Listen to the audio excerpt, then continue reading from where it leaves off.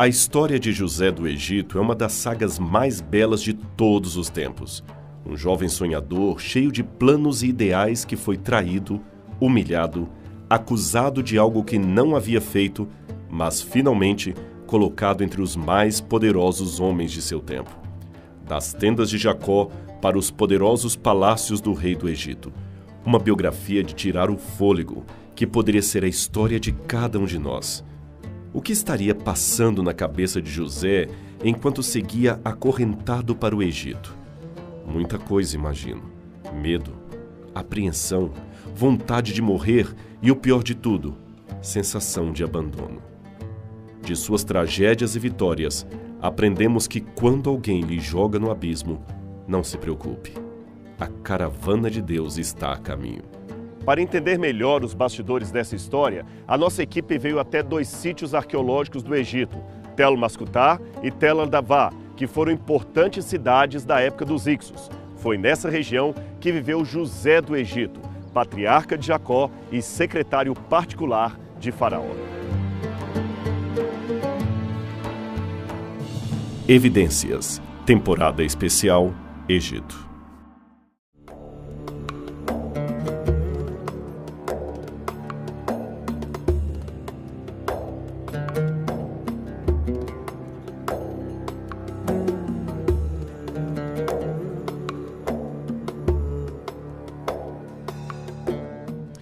Nos programas anteriores, nós vimos que se adotarmos uma cronologia que coloque Abraão em torno de 1800 a.C., a vida de José coincidiria, por essa cronologia, com o período em que os Ixos dominaram a terra do Egito.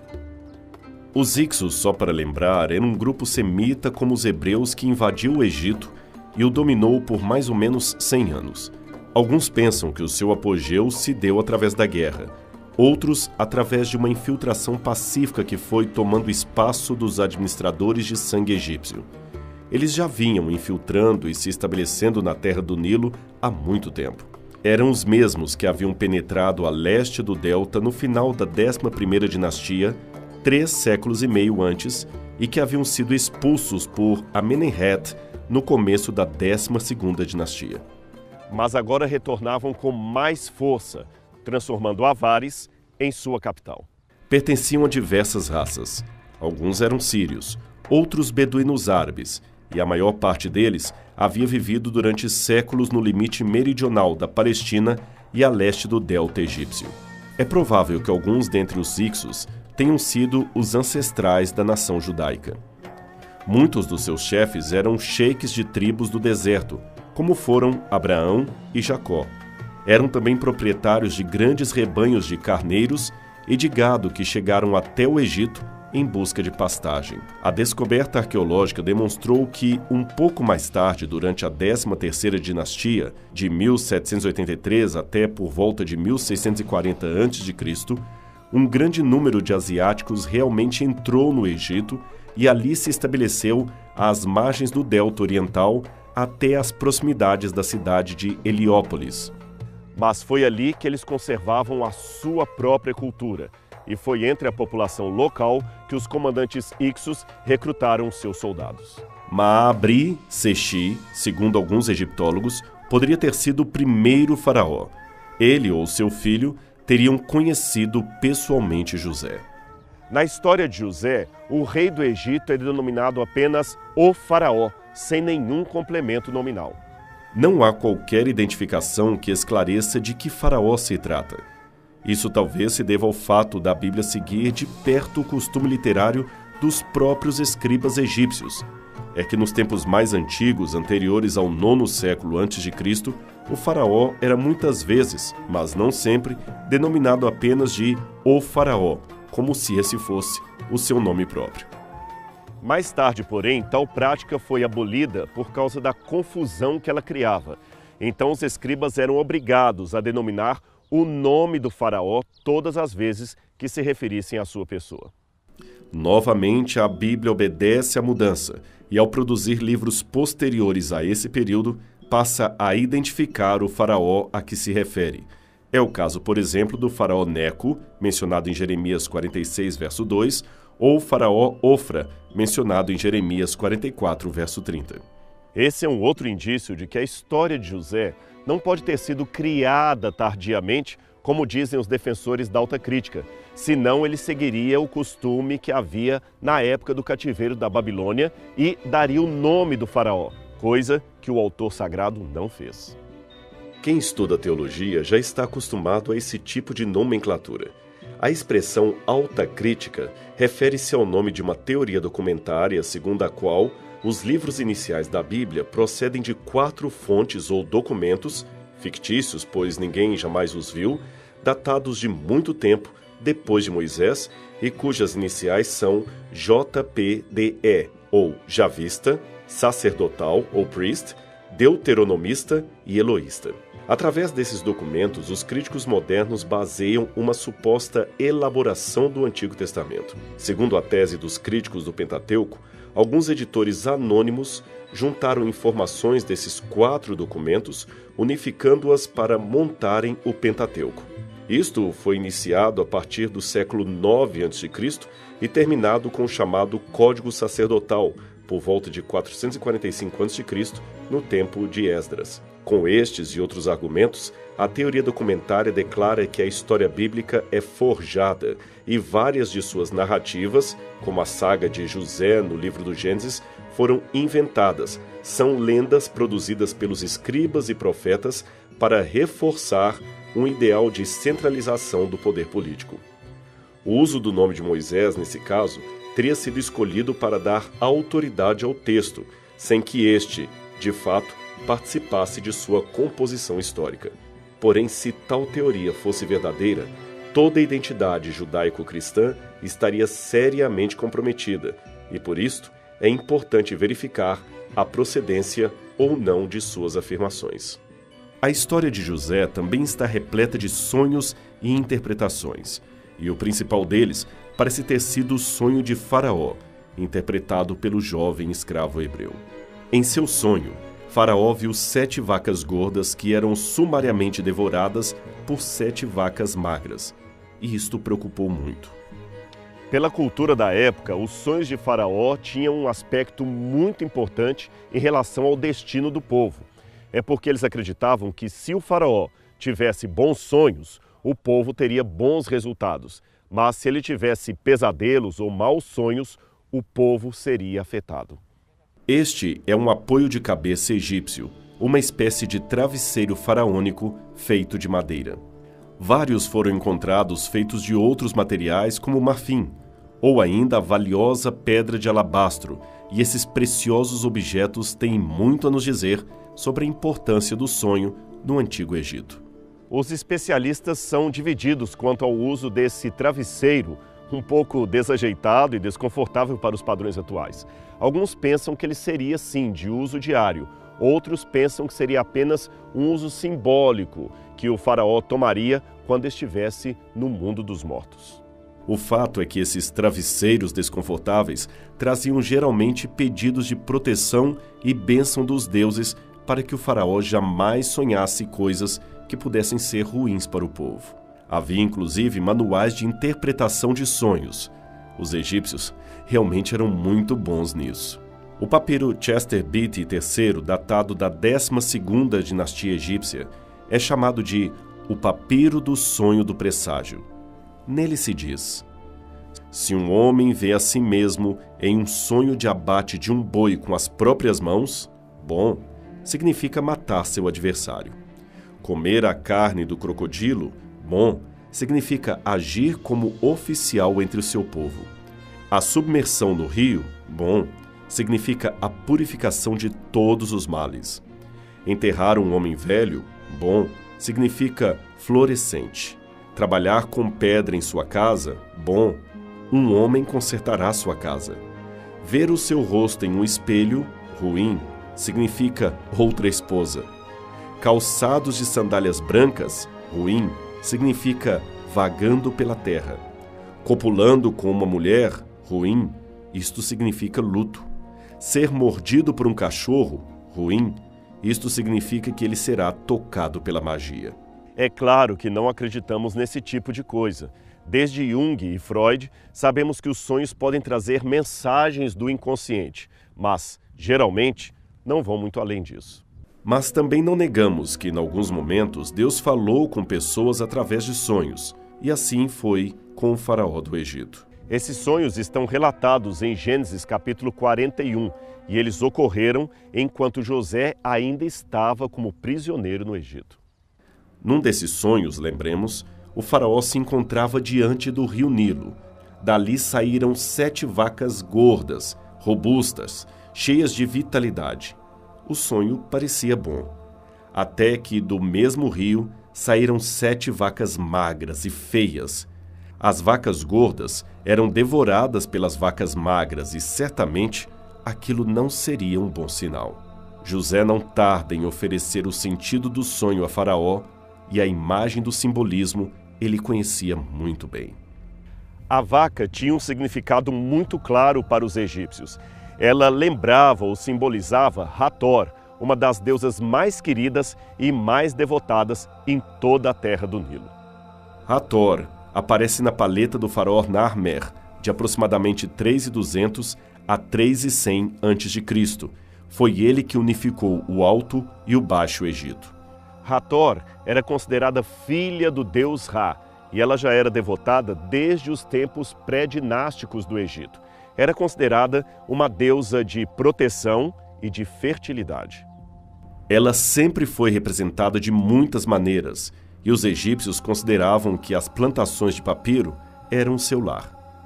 Algumas vezes, Hathor aparece como uma mulher, noutras como uma vaca que amamenta suas crias.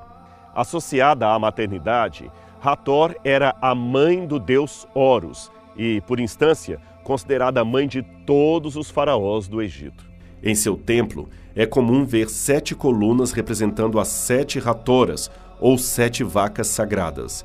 A semelhança com o sonho de Faraó não é mera coincidência.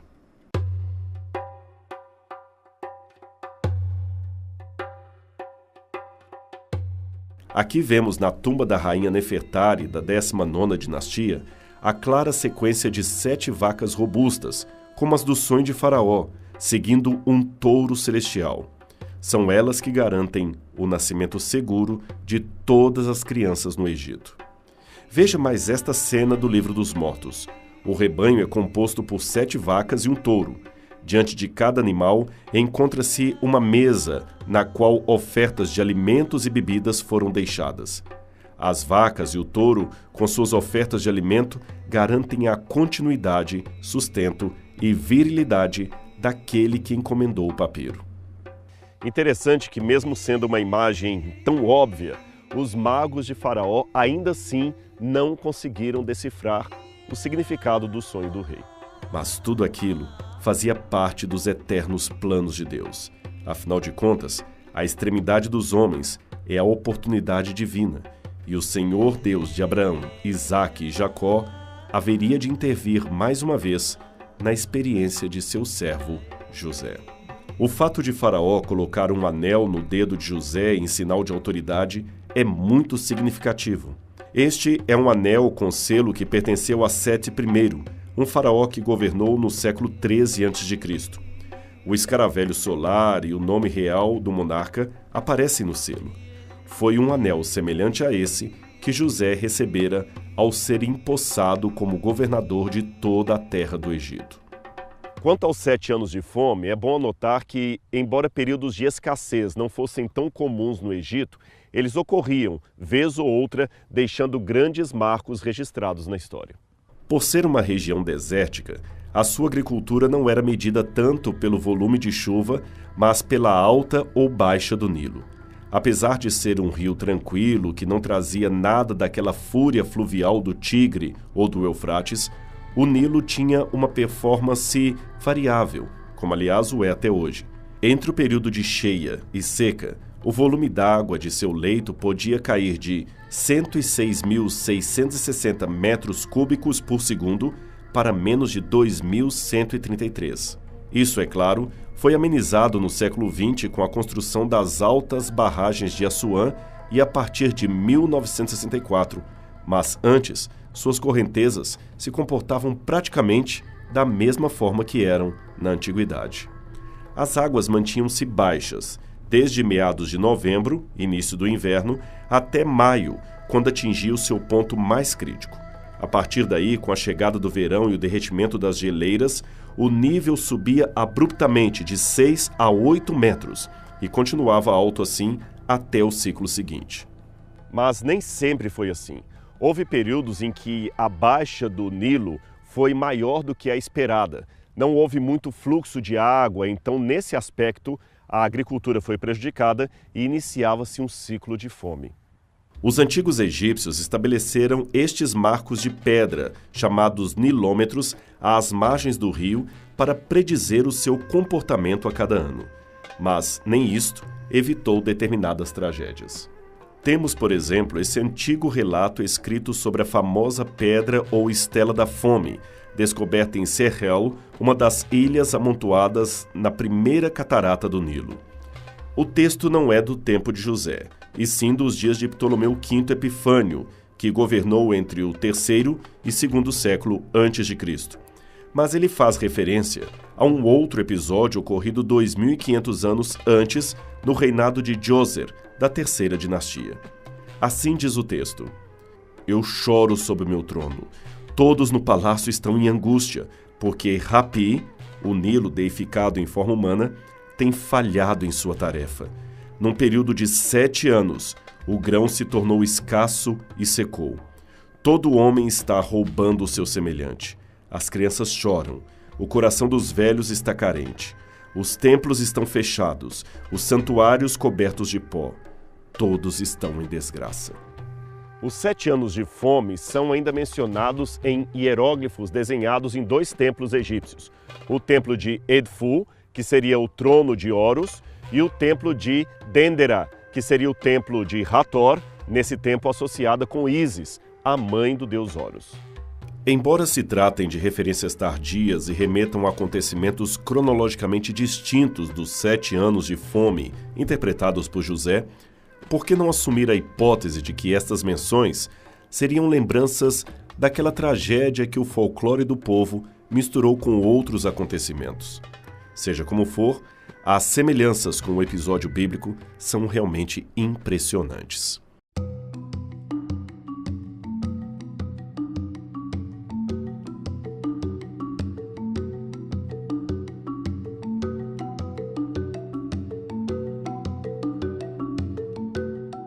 É também importante dizer que as cheias do Nilo igualmente produziam muitas catástrofes, mas os antigos faraós, como é o caso de Amenemhat III, já haviam construído lagos regulares, como o de Meres, que recolhia as águas e as redistribuía em tempos de escassez. As águas, agora sob controle, acabaram por acumular na planície um depósito de limo de fertilidade espantosa, que fez do leito do Nilo uma faixa verdejante a cortar todo o deserto. As terras do vale pertenciam aos deuses, ou ao faraó, o representante dos deuses na terra. As dos primeiros eram entregues aos templos, e o seu arrendamento revertia em benefícios para o clero local. As do último eram cultivadas por lavradores reais ou felas, destinavam-se, portanto, a manter a massa de funcionários e da população. Soldados, príncipes e chefes, nesse caso guerreiro, poderiam também ocupar as terras mediante o arrendamento. Os camponeses não eram escravos, nem servos, nem tampouco homens livres, mas rendeiros ou inquilinos do faraó. O trabalho em comum era obrigatório. Isso lança considerável luz sobre o plano de José de recolher grãos no celeiro de Faraó, de onde todos deveriam comprar o seu alimento na época da escassez. As terras dos vales eram controladas por um duplo registro cadastral, segundo os nomes dos campos e das pessoas que os cultivavam. Uma legião de escribas mantinha o cadastro sempre atualizado, e outra, a dos agrimensores, relocava as parcelas de terreno, à medida que as cheias iam baixando. Todos os anos determinavam-se previamente as áreas a serem cultivadas, cada uma em sua ordem. Os egípcios cultivavam principalmente cereais que constituíam a base da sua alimentação, especialmente o trigo, a cevada e o sorgo. Entre os têxteis sobressaíam o papiro e o cânhamo, aos quais se acrescentou em fase posterior o algodão. Favas, lentilhas, grão de bico e alho poró integravam um elenco de legumes, ao passo que as frutas mais comuns eram o melão, melancia, romã, figo, uva. Havia também a azeitona, e não podemos esquecer da alfarroba, amêndoa e da tâmara. O Estado comprava todas as safras, cobrava os impostos e fornecia créditos aos agricultores.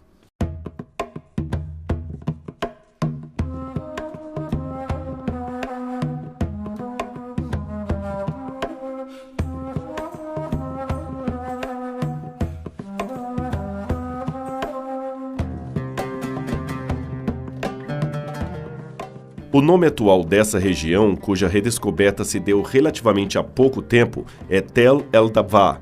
Hoje, no entanto, reconhece-se que seria aqui, e não em Tanis, que estaria assentada a grande capital dos Hyksos, conhecida como Avares. O sítio, infelizmente, está em grande parte em ruínas. O trabalho arqueológico ainda precisa ser bem consolidado.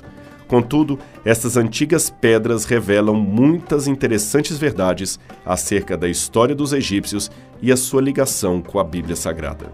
Avares era um centro estratégico para concentrar e organizar as comunicações entre Canaã e o Egito, tanto em sua base econômica quanto em seus intuitos comerciais e controle militar dos territórios vassalos na Ásia.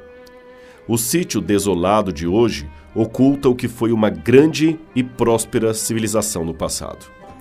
Avares foi então escolhida para ser a capital do reino na época dos Hyksos. E embora hoje a região esteja muito abandonada, há muitas casas, muito lixo aqui nesse lugar é o delta do Nilo. E foi uma região muito, mas muito fértil na época do Antigo Egito. Habilidosos no uso do arco e flecha, os Hyksos pareciam invencíveis. Seu reino foi de segurança e prosperidade.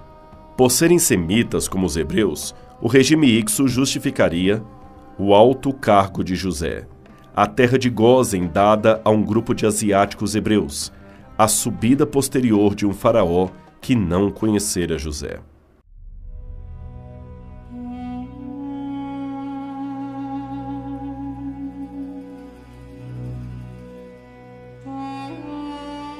Arqueólogos informaram que descobriram em escavações datadas da época dos Hyksos ou até mesmo antes deles, nada menos que 27 selos utilizados pelos funcionários do rei com o nome de Jacob ou Jacó, escritos em pelo menos 9 deles.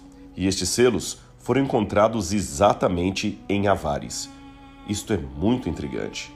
Este é um dos 27 selos descobertos. O nome Yaqub-ar, foneticamente muito semelhante ao hebraico Yaakov, é claramente grafado em egípcio antigo.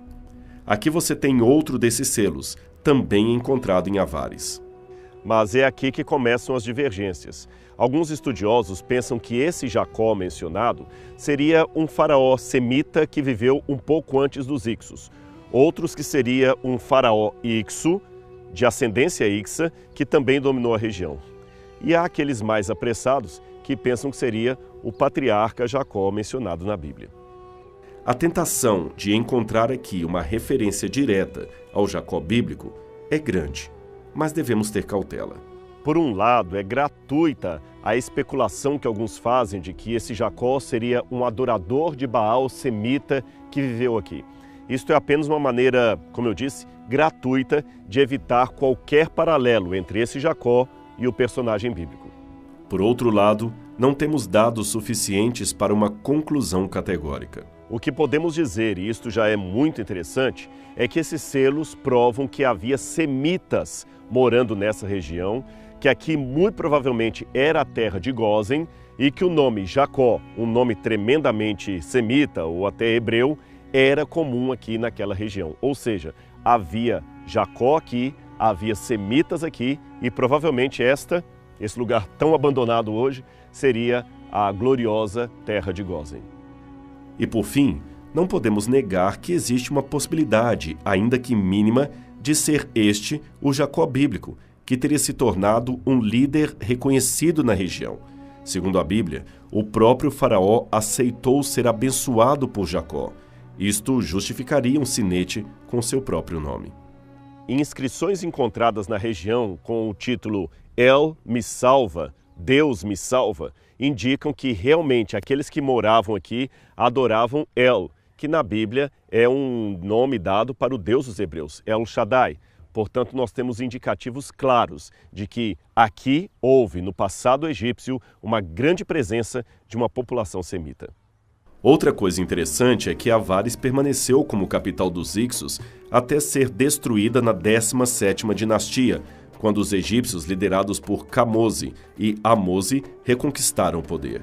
Depois disso, no entanto, Ramsés II reconstruiu a cidade, elevando-a novamente ao status de capital do seu reino, e a rebatizou com o nome de Pi-Ramose ou Pi-Ramsés, que significaria algo como a casa dos Ramessidas, isto é, da linhagem de Ramsés. Este é mais um indício de que aqui seria a mesma cidade celeira que os hebreus ajudaram a construir, conforme mencionada no livro do Êxodo. Mas o assunto do Êxodo será tratado noutros programas que ainda vamos fazer. Por enquanto, continuaremos por aqui em busca de novas pistas sobre a presença de José, seus irmãos e os hebreus aqui no Egito. Não perca a continuação na série Egito do Evidências.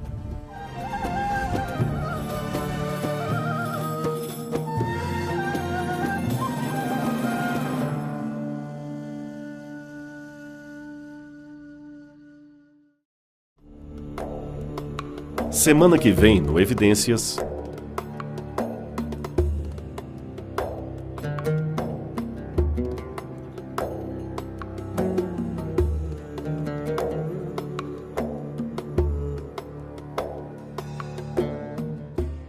Como Deus muda as coisas. José chegou aqui ao Egito como escravo e acabou se tornando o secretário particular de uma pessoa poderosa, a mais poderosa da terra naquele tempo.